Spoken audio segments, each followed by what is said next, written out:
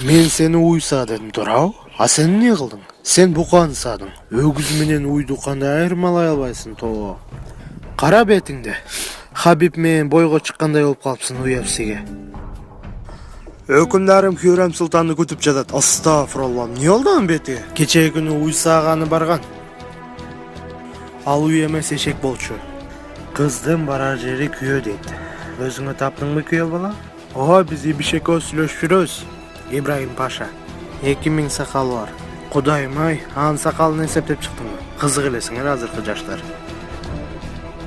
Ролдордо Лысый, Күндөш, Дөңгөч, Лысыйдын апасы, Ибиш, Ибиштин девушкасы, короче бир кыз, Дүмбүл, Негир Калфа жана башкалар.